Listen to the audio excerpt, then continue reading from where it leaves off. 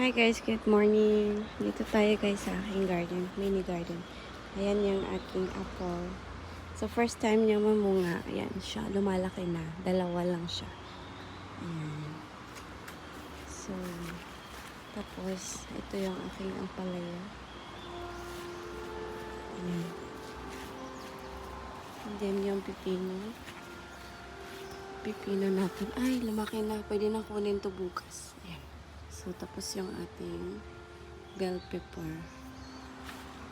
And then, ito yung patola, guys. Ito yung patola, ayan. 1, 2. May isa na ako nakuha kasi lumaki na siya. So, kinain natin. And then, yung ating shishito. Ayan. Tapos, yung ating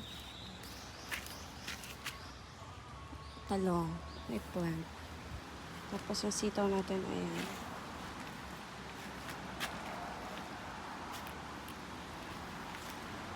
Tapos dito may tinanim ako guys, malunggay. And then, lugbate. Tapos dito, pipino again. Ayan, so madami kong pipino. Kakainin nito. Kasi yung ating tomatoes, hindi siya masyadong maganda. Hindi yata maganda yung place niya. Kaya hindi siya masyadong, ayan, healthy.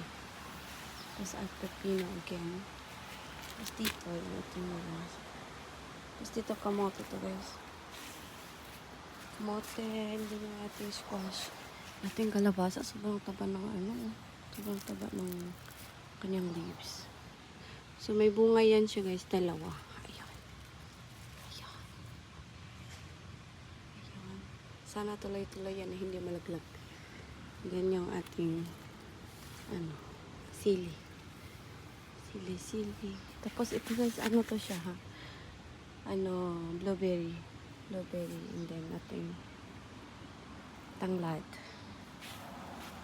Yan. Ay, meron pa pala. May bunga.